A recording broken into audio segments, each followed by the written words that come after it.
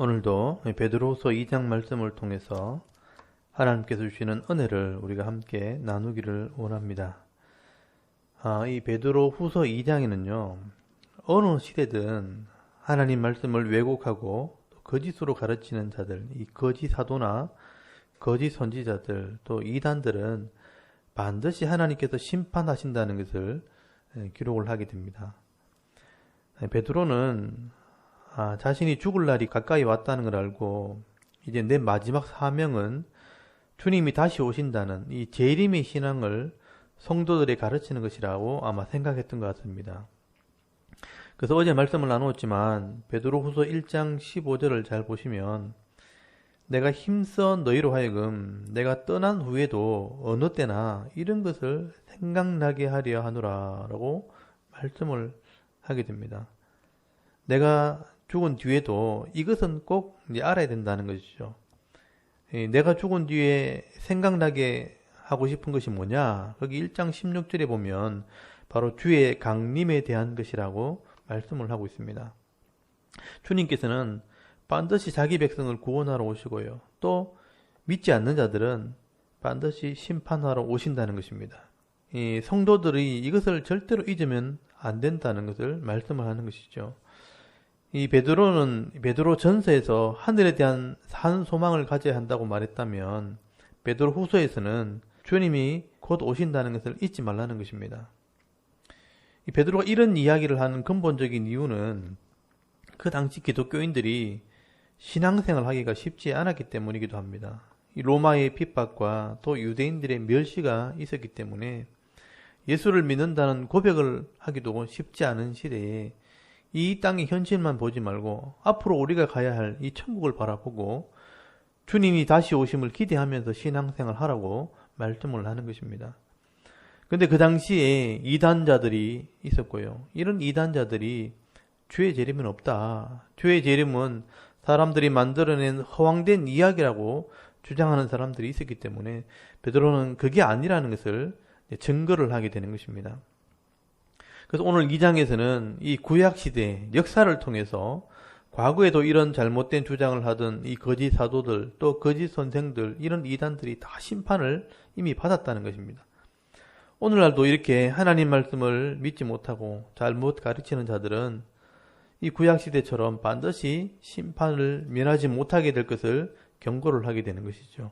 그래서 오늘 2장 1절을 보시면 그러나 백성 가운데 또한 거짓 선지자들이 일어나섰나니 이와 같이 너희 중에도 거짓 선생들이 있으리라. 그들은 멸망하게 할 이단을 가만히 끌어들여 자기들을 사신 주를 부인하고 임박한 멸망을 스스로 취하는 자들이라고 말씀을 합니다.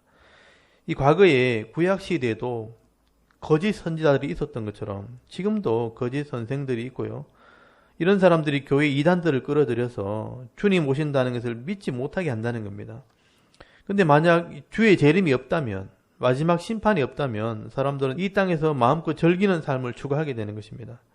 그래서 2절 거기 3절에 보시면 여럿이 그들의 호색하는 것을 따르리니 이로 말미암아 진리의 도가 비방을 받을 것이요 그들이 탐심으로써 지어낸 말을 가지고 너희로 이득을 삼으니 그들의 심판은 옛적부터 지체하지 아니하며 그들의 멸망은 잠들지 아니하느니라 라고 말씀을 합니다. 여기 호색하는 자들은 이 엄난과 무절제한 삶을 말하는 것입니다. 이런 이단 자들이 주의 재림을 믿지 않기 때문에 이 땅에서 그냥 다 쓰고 다 누리고 그렇게 살아야 된다고 가르친다는 거예요. 그게 향락주의로 빠지게 되는 겁니다. 그러면 이단들은 이런 성도들을 이용해서 자기 욕심을 채우고 자기 유익을 삼게 된다는 것이죠. 여러분 이런 이단들은 과거에도 있었고 지금도 똑같은 모습으로 성도들을 미혹을 합니다. 그래서 베드로는 이 과거에 이렇게 하나님을 대적하고 성도들을 미혹했던 이런 거짓 사도들이 어떻게 심판을 받게 되었는가 하는 것을 자세하게 설명을 하는 겁니다. 여러분 4절부터 한번 보십시오. 창세 전에 천사들이 이렇게 하나님을 대적하다가 심판을 받았다는 얘기를 하게 됩니다. 4절에 하나님이 범죄한 천사들을 용서하지 아니하시고 지옥에 던져 어두운 구덩이에 두어 심판 때까지 지키게 하셨으니 라고 말씀을 합니다. 여러분 창세 전에 하나님께서는 천사들도 하나님을 대적하고 하나님의 뜻을 순종하지 않을 때 용서하지 아니하시고 지옥, 이 어두운 구덩이에 던지셨다라고 말씀을 합니다. 여러분, 그래서 이 천사들이 타락한 것을 마귀라 그러고요. 이 마귀를 위해서 하나님께서 지옥을 만들었다는 것입니다. 여러분, 이런 이야기는 이미 구약에 다 기록이 되어 있습니다. 에스겔서 28장 13절 이하에 보면 아담과 하와가 있기도 전에 이 에덴 동산에서 천사들이 교만하다가 하나님을 대적하고 또 결국은 심판받은 이야기를 이미 기록을 해놓은 거죠. 또 이사야서 14장 12절 이하에 보면 이 마귀가 심판받게 되는 이야기를 이미 기록을 하고 있는 것이죠. 나중에 시간이 되면 꼭 한번 읽어보시기 바랍니다. 에스겔서 28장 13절 이하에 또 이사야서 14장 12절 이하에 이 타락한 천사가 심판받은 이야기를 기록해 놓은 것이죠. 그리고 5절에도 보시면 창세기에 나오는 이 노아 시대에 대한 심판의 이야기를 말씀을 하게 됩니다. 거기 옛 세상을 용서하지 아니하시고 오직 의를 전하는 노아와 그 7 식구를 보존하시고 경건하지 아니한 자들의 세상에 홍수를 내리셨으며 라고 말씀을 하죠. 여러분, 노아 시대에 죄악이 관영할 때 하나님께서 노아를 통해서 이 구원의 방주를 이야기하시고요. 또 죄에 대한 심판이 있게 될 것을 이미 전했다는 거예요. 이 당시에는 그게 종말이죠. 근데 사람들이 그 노아의 말을 믿지 않았다는 겁니다. 결국 하나님의 약속을 믿지 못하던 사람들은 물로 다 심판을 받았다고 말씀을 하죠.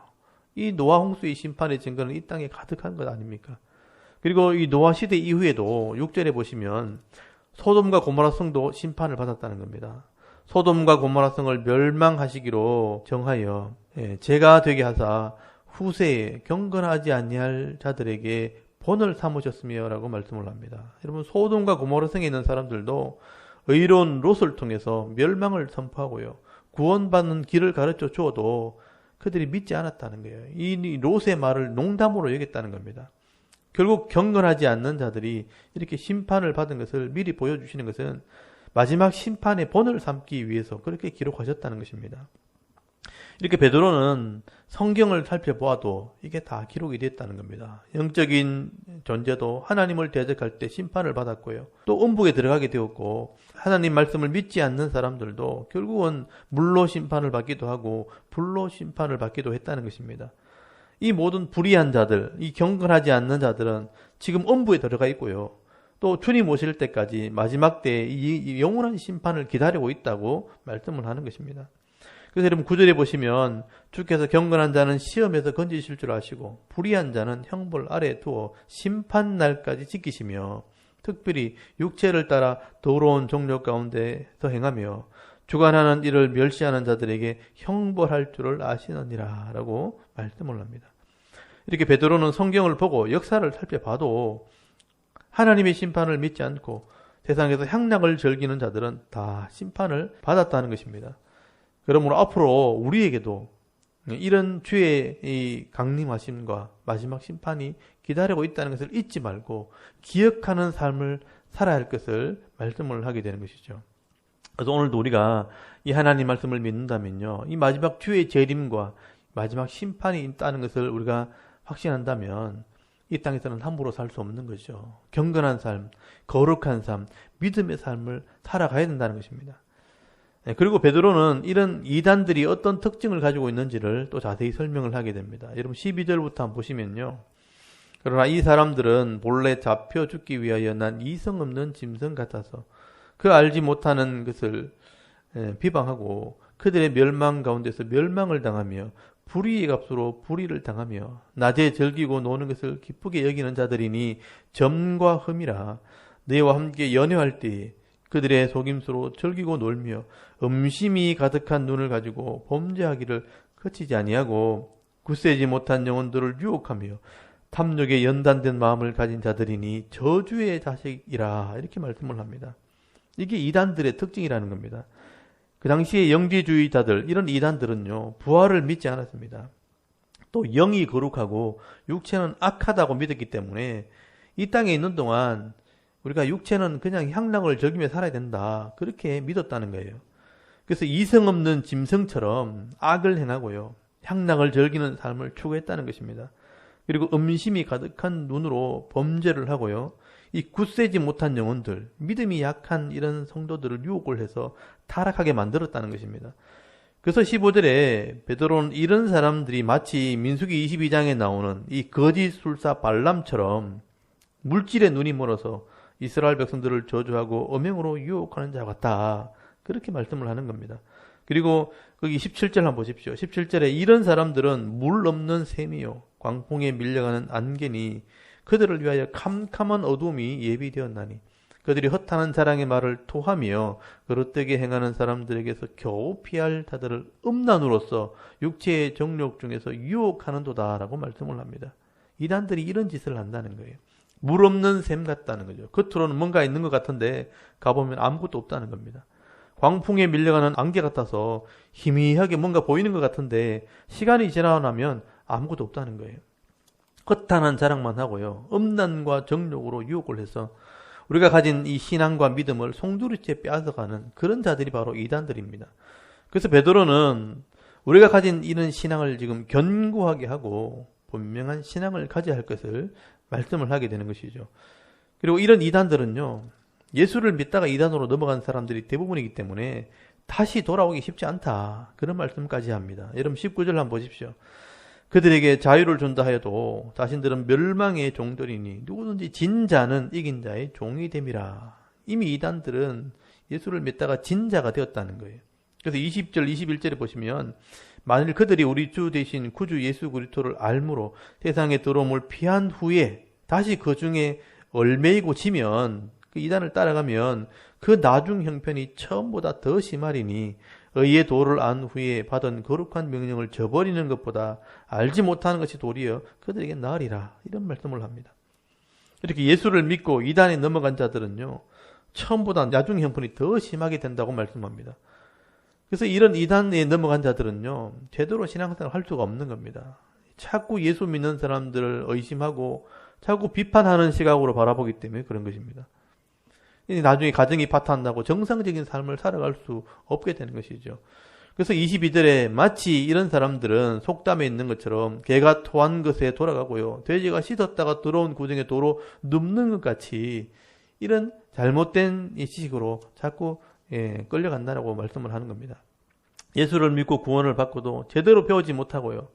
또 제대로 믿지 못해서 구원을 잃어버리고 빼앗기는 것은 정말 어리석은 인생이라고 말씀을 하는 것이죠. 그러므로 베드로는요, 이 성경과 역사를 이렇게 살펴보고 하나님의 심판을 믿지 않고 이 땅에서 그냥 즐기자, 악을 행하자, 향락을 즐기자 하던 자들은 이미 다 심판을 받았다는 것을 기억하라는 것입니다. 이 땅에 사는 동안 이단들을 잘 분별해서 거룩한 삶을 살 뿐 아니라 하나님께서 주시는 이런 가정과 기업의 복을 받아 누리라고 말씀을 하는 것입니다.